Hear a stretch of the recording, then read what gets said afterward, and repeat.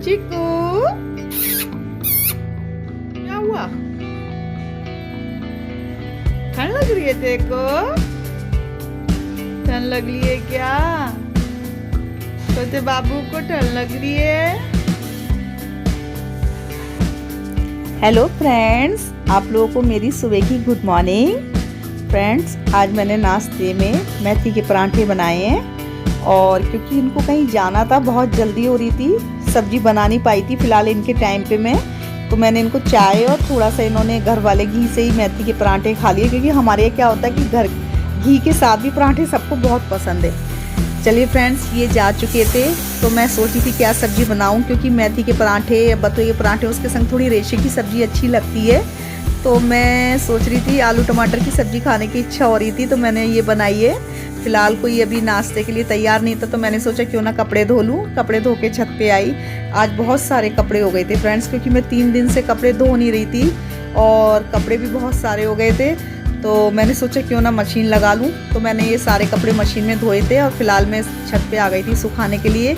नाश्ते के लिए कोई रेडी नहीं था, तो फिलहाल मैं धूप खा रही हूँ छत पे, अच्छी लग रही है मुझे धूप। नीचे आई तो बेटा कहने लगा मम्मी मुझे नाश्ता दे दो, क्योंकि 11:30 पौने 12 का टाइम हो गया लगभग में, क्योंकि मैंने टाइम ऐसा नोट नहीं किया, सीधे किचन में आ गई थी मैं और लगभग लेकिन 12 ही बजने को हो रहे थे, क्योंकि मैं 10:30 बजे के करीब तो ऊपर छत पे ही गई थी और कम से कम पौने 1 घंटा लगा मुझे। तो फिलहाल मैं इन सबको दे रही हूँ। अब नाश्ता किया और दोपहर का लंच किया फ्रेंड्स, क्योंकि आज 12 ही बज रहे हैं मुझे तो बिल्कुल, और ये भी आ चुके थे जिस काम से गए थे। तो फिलहाल बेटे को दे दिया आलू टमाटर की सब्जी से, मम्मी को दे दिया, बेटी भी इधर खा रही थी, तो मैं भी फटाफट सेकने में लग रही थी, क्योंकि मुझे भी बहुत ज़ोर से भूख लग रही थी, सुबह से कुछ नहीं खाया था। मैंने सोचा जल्दी से नाश्ता कर लूँ, फिर आप लोगों से आराम से बात करती हूँ। हेलो फ्रेंड्स, कैसे हैं आप? आशा करती हूँ आप सभी अच्छे से होंगे। और आज आपको ज्योति जैन का नमस्ते जजमेंट।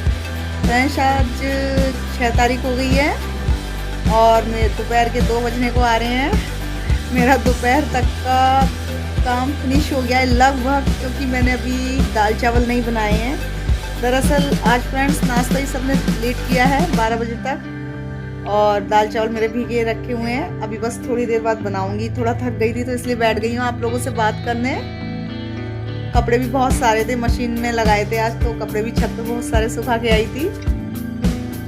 और इन दिनों में आपको पता ही, जब हरी सब्जियां होती हैं तो जैसे उनके पराठे बने या कुछ भी बने, तो उसमें मतलब टाइम भी लगता है, मेहनत भी लगती है लेकिन हेल्दी होती है इसलिए बनानी तो पड़ती है अपनी। चलिए फ्रेंड्स, और बताइए आप लोगों का कैसा त्योहार गया? आशा करती हूँ बहुत अच्छे से गया होगा, सबका ही बहुत अच्छे से जाना चाहिए, हर दिन, हर सुबह, हर शाम। बस मैं तो यही सोचती हूँ आप लोगों के लिए। चलिए मिलती हूँ आपसे थोड़ी देर बाद।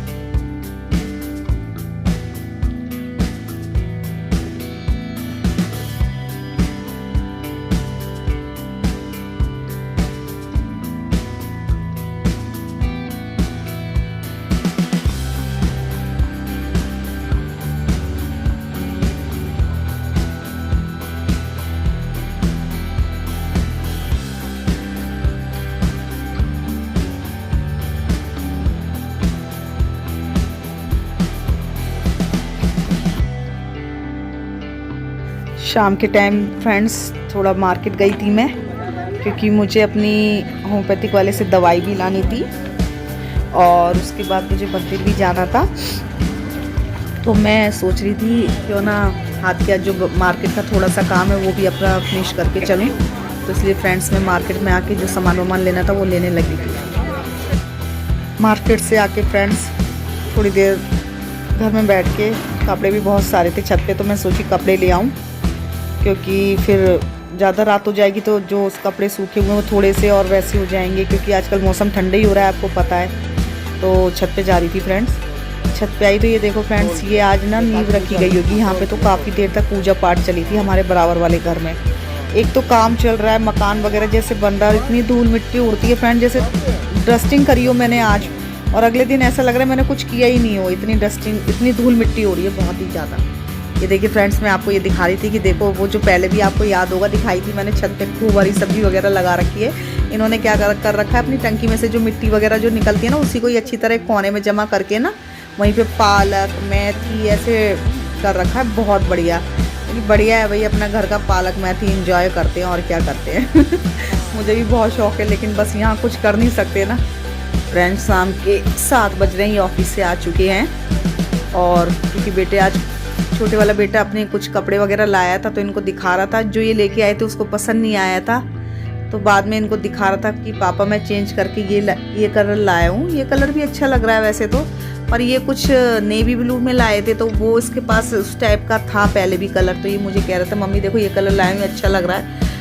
अच्छा लग रहा है वैसे ये कलर भी, और पहनने के बाद भी सही लगा, क्योंकि बच्चों को पता ही है आपको, अपनी अपनी चॉइस से ही पहनते हैं। कुछ भी ले आओ अपनी चॉइस से, इनको कम पसंद आता है।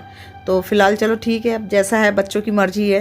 तो बस यही था, आपस में यही दिखा था, पापा देखो मैं ये कलर लेके आया हूँ। फिलहाल फ्रेंड्स, रात के डिनर में थोड़ी लेट थी, क्योंकि अभी ये कह रहे थे थोड़ी और रुक के बना देना गरम गरम पराठे।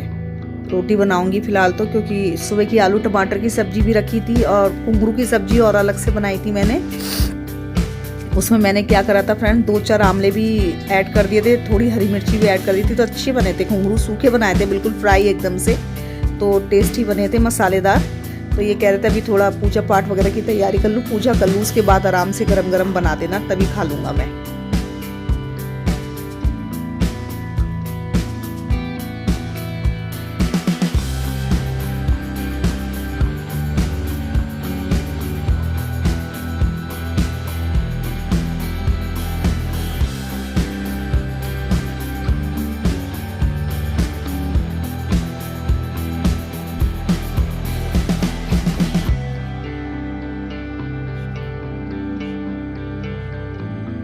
चलिए फ्रेंड, पूजा करती मैं सीधे किचन में चली गई थी। सबसे पहले मैंने मम्मी की प्लेट लगा दी थी, फिर इनकी भी मैंने प्लेट लगा दी है।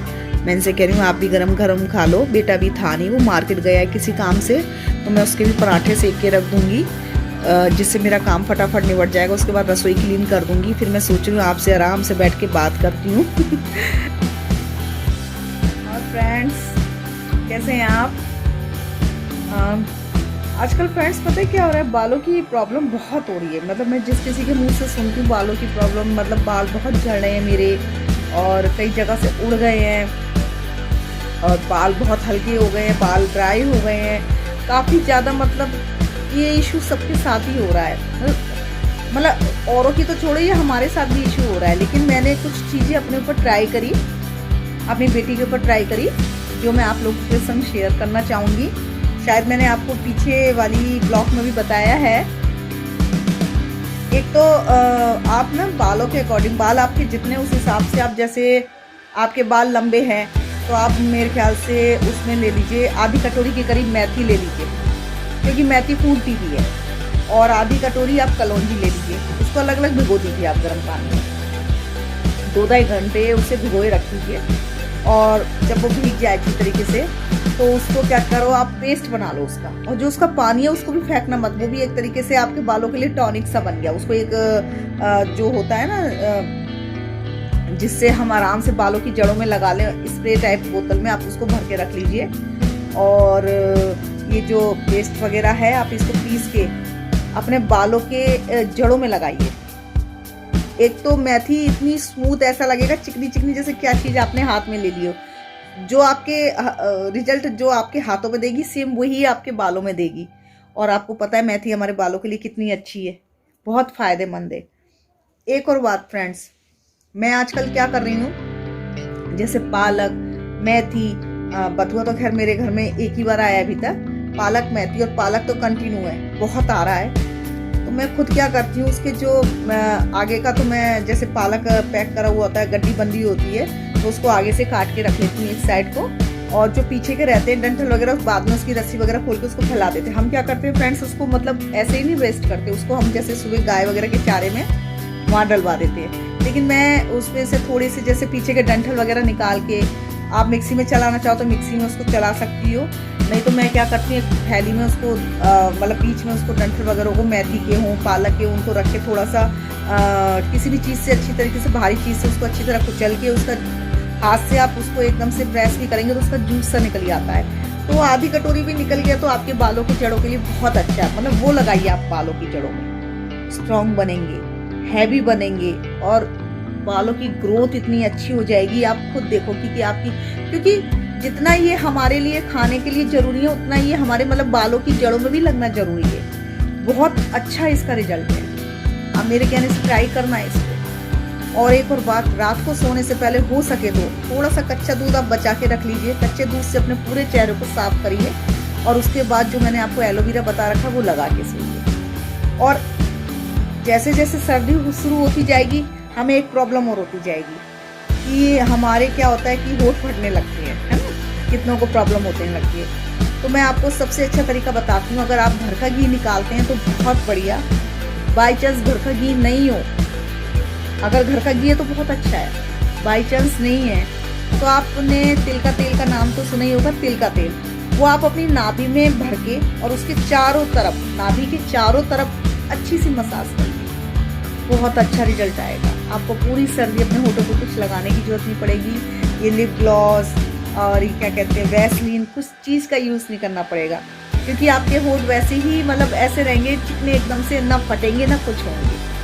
बहुत अच्छा तरीका है फ्रेंड्स। मैं तो यही चाहूँगी कि आप जितना केमिकल चीज़ से दूर रहें उतना ही अच्छा है, क्योंकि नेचुरल ब्यूटी पहले के लोगों में बहुत होती थी, ये बात आप भी मानते हैं। आजकल के लोग क्या है, केमिकल यूज़ कर करके नेचुरल ब्यूटी तो हमारी पीछे ही रह गई बिल्कुल। लेकिन जो मैं तरीका आपको बताती हूँ, अगर आप उसको थोड़ा सा भी फॉलो करेंगे तो हो सकता है नेचुरल ब्यूटी के करीब हम फिर से पहुँच जाएँ।